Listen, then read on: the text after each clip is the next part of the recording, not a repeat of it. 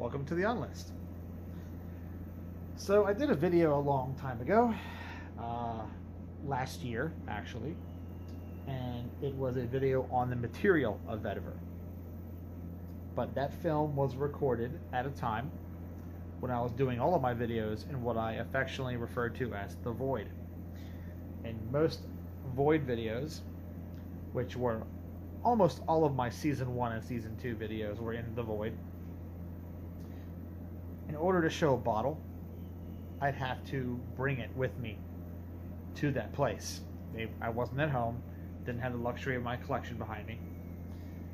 So a lot of my videos back then were focused on individual fragrances or lines of fragrances or materials, more topical things, right? I didn't discuss my collection as much back then. It's more difficult to do that. So now I'm circling back around, and if you still want that educational dissertation on vetiver, the history of vetiver, the types of vetiver there are, places where it's grown, how they smell differently from each other, the synthetic vetiver alternatives that exist, blah, blah, blah. If you want that educational approach to vetiver, go back and watch that. It's season 2. I forget which episode number it is. It's either like 115 or 117, 112, somewhere in there. But it's in season 2. Watch that video, get educated on vetiver, then come back and watch this one if you want to. This video is all about my vetiver fragrances that I have, right? So I don't have all the popular ones that people like to talk about, but the ones I have are the ones I enjoy, and I'll explain that. So this video is not so educational as that original vetiver video. This is more about just me discussing. It's more show and tell time, basically. So if you're not interested in watching another show and tell video, then I understand if you don't watch this and go watch someone else's channel. This is another show and tell video, so that's what it is. No blue stuff this time, just water. Keeping it simple. Just drinking water. So, first things first, I will say some of my favorite vetiver fragrances are the most fundamental ones. I don't like my vetiver being dressed up a whole lot. I don't like it being surrounded by materials that modify its properties too much. So when I smell vetiver, I want to smell the vetiver. And the reason why is, as a single material, it's one of my favorites. So much that I have actual vetiver oil right here. This little thing costs 20 bucks. And I don't think this is Reunion vetiver oil. It would be more than 20 bucks if it was coming from Reunion Island. So this is likely either going to be Haitian vetiver or Javanese vetiver. Doesn't smell smoky enough to be Javanese vetiver, so I think it's Haitian vetiver, which, you know, this stuff is sludge, though. This stuff is sludge. So if you want to wear this, you have to cut it with bergamot oil like I do, or cut it with alcohol if you want to get it on your skin. So it's tacky. You can't really apply it, but it's lovely stuff. I love it. So, obviously, as someone who loves vetiver so much that he owns vetiver oil, I'm going to name Guerlain vetiver and Guerlain vetiver Extreme as two of my favorites. Unfortunately, this one is discontinued. Came out in 2006 when they did that revival with the ribbed bottles, the frosted ribbed bottles. Collectors really get in the weeds over different editions of vetiver. Which one smells the best? Oh, the original bottles smell the best. Oh, the 80s gold cap ones smell the best. Oh, the eau de cologne is better than the eau de toilette, and all this other stuff. And I'm like, you know what? Let's see, where's my I have a bottle of the eau de cologne in here somewhere. little drawer. Not sure where exactly it is. That's my Emerald. So, well, okay. I don't know where it is off the top. I'm sure I can, if I dig around, I can find it. But I've got a little mini of the original Eau de Cologne that Guerlain came out in 1961. I have some of that. It's a little mini of that. And I want to say that that original Eau de Cologne, which is now hundreds of dollars, it's realms of ridiculousness. That original Eau de Cologne is a different animal than the Eau de Toilette. And the reason is that was a true cologne. Much like the Abbey Rouge that came out in 65 was also a true cologne. Very light, much fresher, and just a bit more in the citrus notes. So when both of those fragrances, both Vetiver and Abbey Rouge, were converted into Eau de Toilette in the 80s and appeared in the first versions of these bottles with the gold label here and the gold cap up here, those initial Eau de Toilette versions of both Abbey Rouge and Vetiver were heavier, richer, designed to perform more to the 80s standard, a little longer lasting, better projection. Then they unfortunately retired the Eau de Cologne variants. They disappeared altogether, and now you can't find them. They're just impossible unless you're a millionaire and spare no expense. Most of us mere mortals can't really have those versions. I was lucky enough to get Abbey Rouge in its original Cologne variant, and I love the stuff, but if I had to do it again, I probably wouldn't.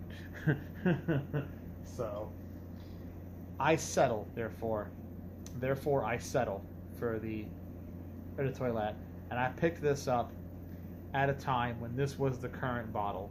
So we went from those gold cap ones that were like this to a relaunched version with a ribbed frosted bottle.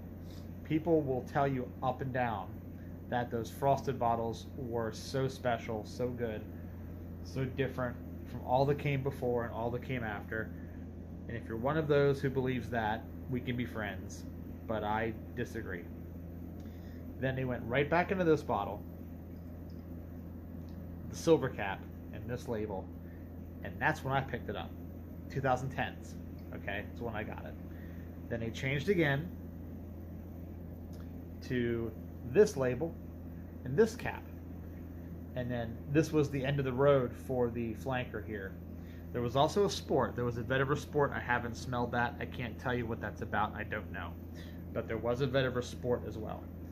But the Vetiver Extreme, which came out in 2006, is a different creature from the Eau de Toilette, but it's actually less different to this than the Cologne is. The Cologne is, like I said, a beast unto itself. It is a related fragrance, I would say, but it feels more like a cousin. This is more like a sibling to this. Now, the original is called the Reference. I can kind of understand why people would say that. It's the Goldilocks, in my opinion. It's got a little bit of everything. A little bit of grassiness, a little bit of nuttiness, a little bit of smoke, a little bit of woodiness. The thing that makes this famous, the Eau de Toilette Guerlain Vetiver, is there's a bit of leather in here. I don't want to say that there's a leather note necessarily, but it has a leathery feel. A bit of an English leather kind of feel to it. Nietzsche 10 kind of feel to it. And it's because of the dryness and the sharpness of it. So that makes it different from most other Vetiver fragrances you're going to smell. It's got a little bit of everything, but that touch of leatheriness makes it very mature. And this is not what I would call the best choice for a first Vetiver fragrance. It may be the Reference Vetiver, but if you've never smelled Vetiver before and you want to step into it for the first time, I would avoid this. I'd come back to this later. This is not a good my first Vetiver fragrance, Fisher Price, Little Tykes, whatever, my first Vetiver. This is a bad choice for that, okay? It's more of a big boy Vetiver. That's the adults table Vetiver, not the kids table. This one on the other hand, is rounder, woodier still than that one. And this has a woodier feel because it actually goes a bit heavier on the oak moss accord. The oak moss accord is fatter in this. And it also has anise, wormwood, and artemisia. So a lot of herbal stuff going on here. And the anise rounds it a bit. It's not like big Azzaro Porum levels of anise. It's not going to be a big licorice bomb. It's not going to smell like Lolita Lempica or any of that stuff. So get that out of your head. But it's rounder, a bit woodier, and it's not really more extreme though. It's not more extreme. I don't understand why they called it extreme. It really doesn't smell extreme to me. But sadly, discontinued. Costs a ton of money now. So don't go chasing waterfalls. Stick to the rivers and the lakes that you're used to quote TLC, and just get any version of this that you can find. There's a parfum of this out there, and I haven't smelled the parfum. People say that that's already discontinued too. I just don't know. But apparently there's a parfum of this. I would love to smell it someday.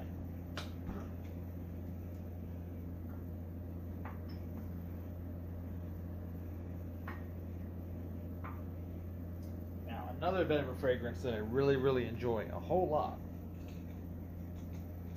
is this one.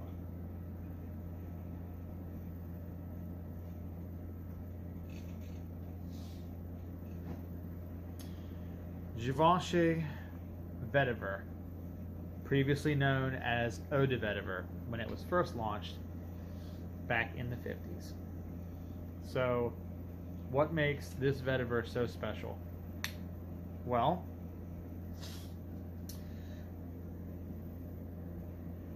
this effectively was composed at the same time as Monsieur de Givenchy, which is a favorite fragrance of mine.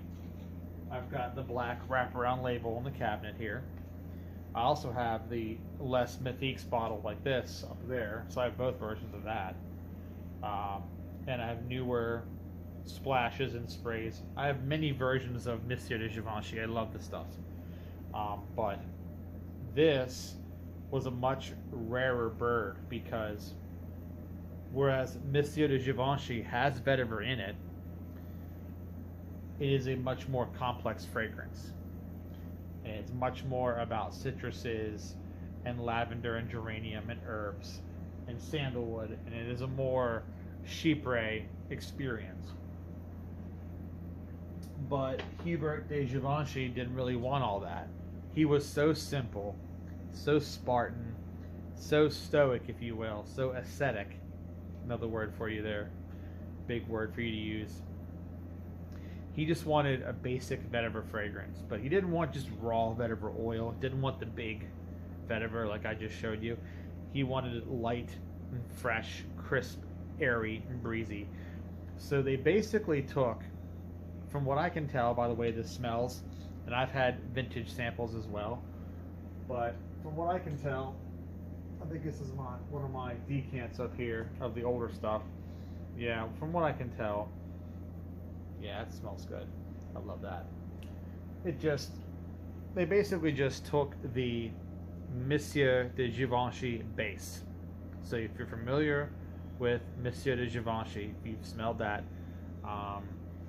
Mr. Smelly likes it a whole lot too. I think him and I are on the same page with the Givenchy fragrances, with the Gentleman and Monsieur and all that. But they took the base from that fragrance, which is, oak moss, right? Sandalwood, a little bit of some kind of musk profile in there, and he just built a vetiver on top of it. So it's really just oak moss and sandalwood and vetiver and bergamot and not much else. So what does that give you? Well, it gives you a very light, sharp, almost ethereal vetiver fragrance, where the vetiver is just dancing on top of this thin, woody citrus foundation. And it brings out the grassiness aspect of the vetiver a whole lot. You get the grassiness in the Givenchy much more than you do other types of vetiver fragrances. So if you really want that kind of experience where it's that light, fresh, crisp, sharp, in the most endearingly old school way possible, okay, in the most endearingly traditional, just literally like I said, take the base of Monsieur de Givenchy, take that citrus aromatic Chypre base, discard everything else, and just fill it with vetiver. Just backfill the vetiver into that base. That's what you get. And unfortunately, it is also discontinued because Givenchy is owned by LVMH, and LVMH, just like they do with Guerlain and Dior, just don't really appreciate legacy at all. And the only reason why they keep any legacy fragrances around, I think, for Dior and Guerlain is they would lose too much money if they just suddenly stopped making Fahrenheit or Poison, right? Or if they just got rid of Mitsoko. So they can't. But with a fragrance like this, was always limited edition. When it first came out in '59, the only place you could buy it, there were only two places you could buy Eau de Vetiver when it first came out in '59, because it was his own personal fragrance. It was Hubert's fragrance. You could buy it in the Paris boutique, and you could buy it in the New York City boutique. So if you didn't live in New York, didn't live in Paris, guess what? You were shit out of luck. You weren't getting it. And it stayed that way basically the whole time he was alive. It only changed with these bottles. When they started putting stuff in these bottles, I think in 2005 or 6, when these first appeared, that is finally when they issued the vetiver fragrance for the whole world. So there were so many people out there who didn't even know there was a Givenchy vetiver. Didn't even know, because they'd never seen it. And that's how the world was before the internet, by the way. Before there was Google. So, yeah, there were a lot of people that were just suddenly like, wow, Givenchy vetiver. And just, you know. And it's sad. It's a really, really good fragrance. It could have used more love.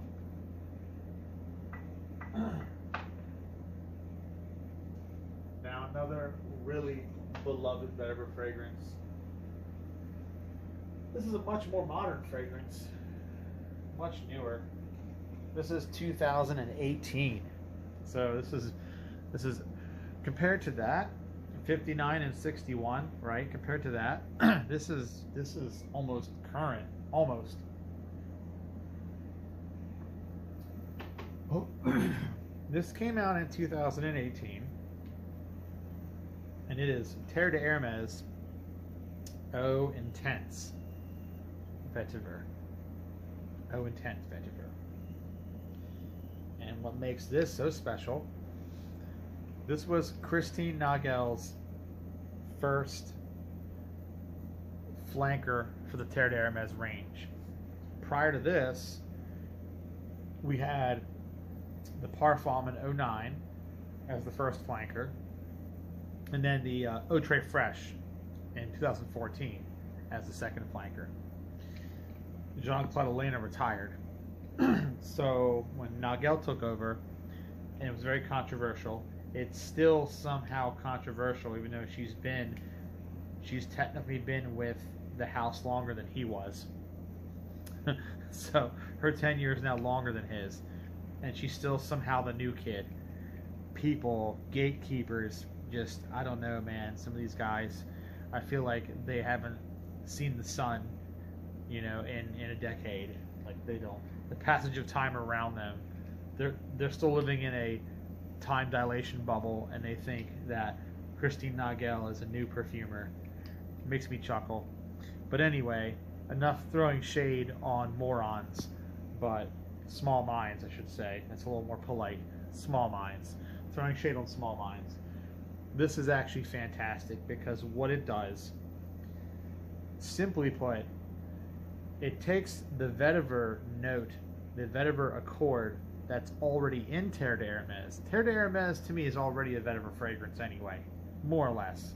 It's more or less already a vetiver fragrance. I could have just used the original Terre d'Hermes for this choice, but I went with this because they took the vetiver note that's in Terre d'Hermes from 2006 and they didn't double down. They like triple, quadrupled down. So I said, okay, you like the vetiver in Terre d'Hermes.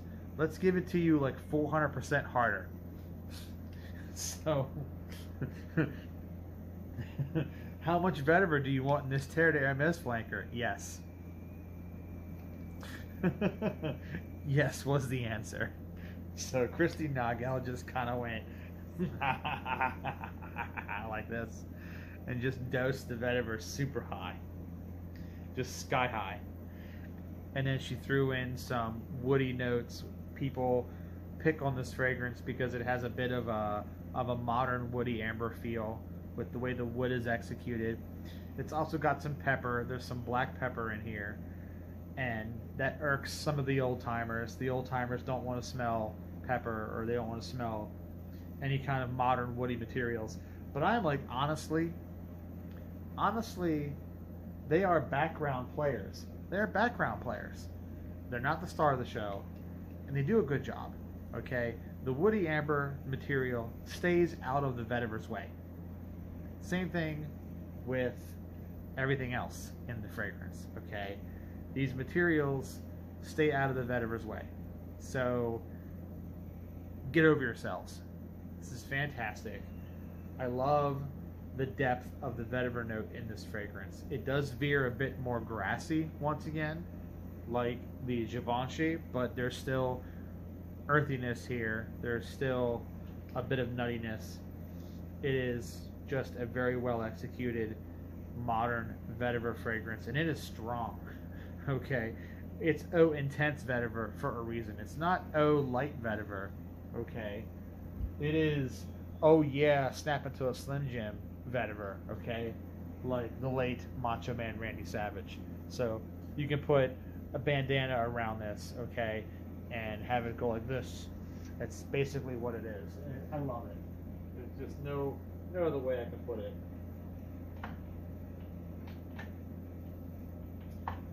Now, moving on from that,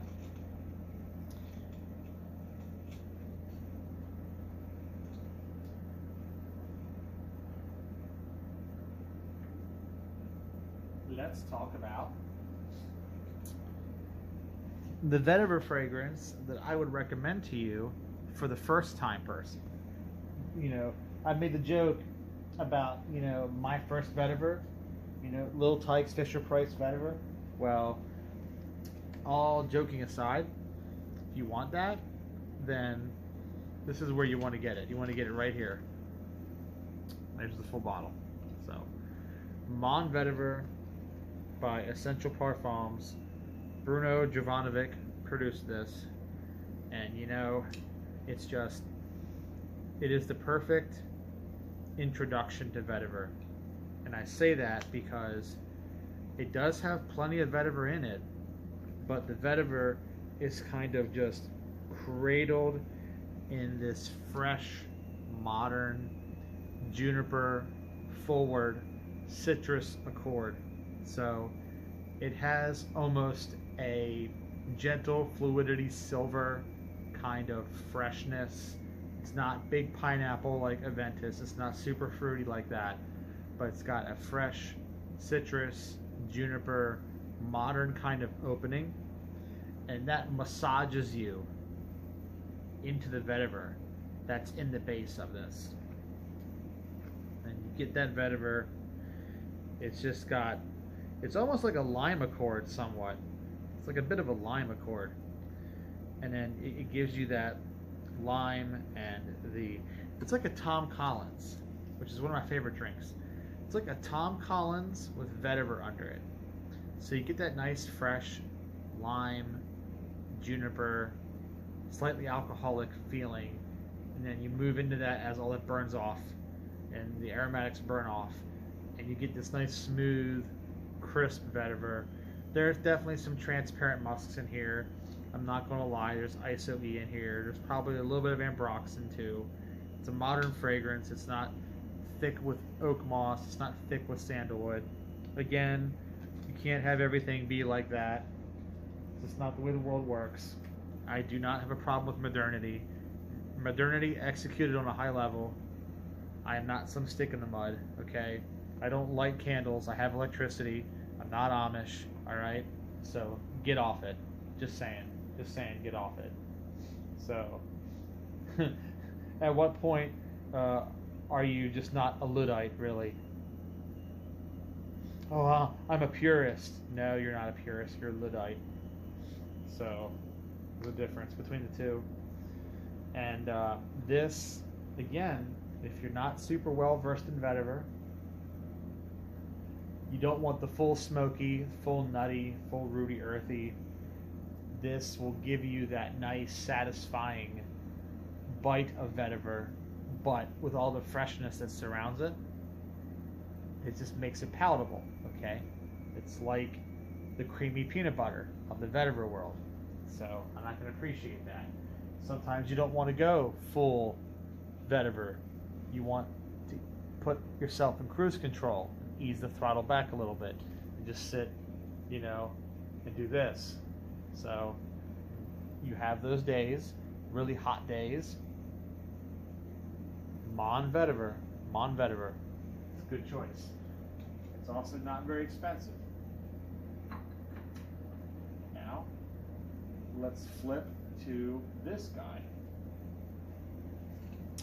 This guy, Oud Ever by Montal. Recommendation by everyone's favorite forum hyena, Hednick, on Bass Notes. Don't know if he watches my videos. I imagine he doesn't, but if he does, shout out to Hednick again. People were talking about Carven Vetiver on Bass Notes, and he recommended this as a replacement for Carven Vetiver. And you see the word Oud Ever, and you're like, okay, guy, you're naming random shit because you don't really feel like participating, but you want brownie points for being there. So, participation points, you get it. But no, he wasn't bullshitting. Now, I've never smelled Carven Vetiver, so I can't say it's an adequate replacement for it one for one. But this fragrance called Oud Ever is a vetiver fragrance, which is hilarious to me because they don't market it as a vetiver fragrance. No one else has ever mentioned it being a vetiver fragrance anywhere on any other website. So as far as anybody knows, it's an oud fragrance. But when you smell the stuff, it's got a sliver of medicinal oud in the base, yes, very dry, woody, medicinal oud, but it's also got oak moss. It's got a big oak moss accord and a big slug of vetiver. It's a bit more of that smoky kind of Javanese vetiver in here. So if you want the big green grassy stuff, you're not getting that with this. But yeah, and it's surprisingly long lasting.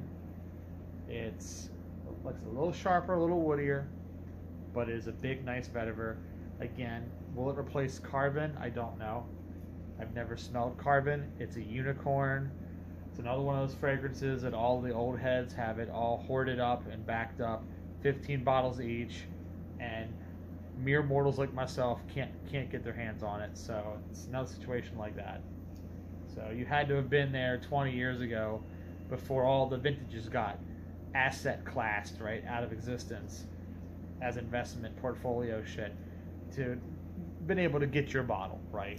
So maybe one day I'll get lucky. A reader will send me a bottle, maybe, but doubtful. So I can live without it.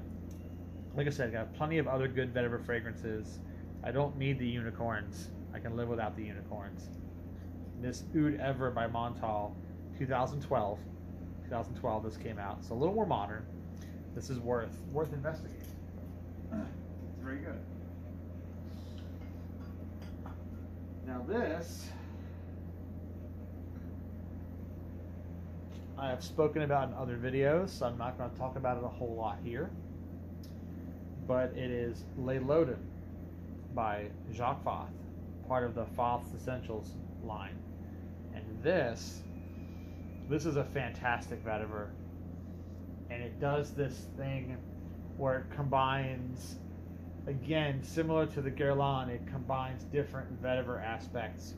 It has some of the earthiness, some of the rootiness, some of the grassiness. But what makes this better than some of the others, what makes it so different and unique, is it has this big ginger and patchouli in the base. Ginger and patchouli, which makes it very just bright and rich.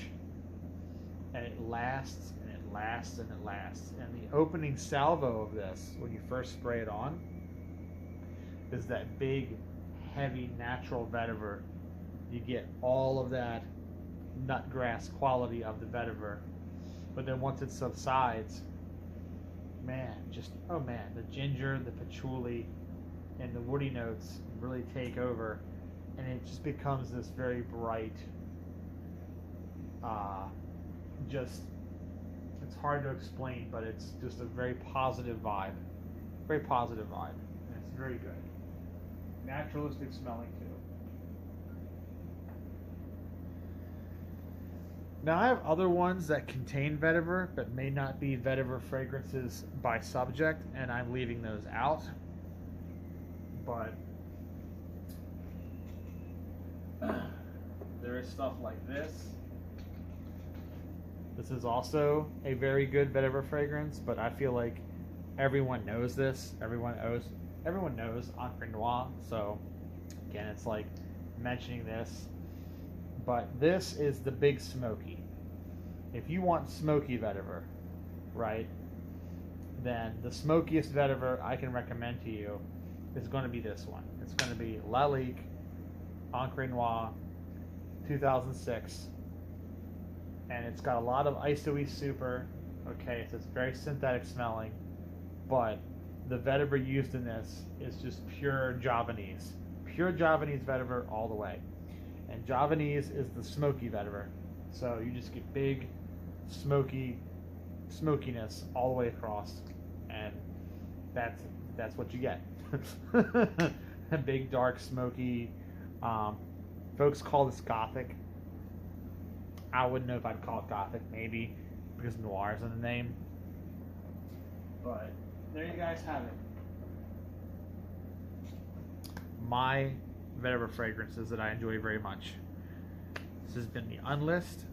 Hope you enjoyed watching. Catch you next time.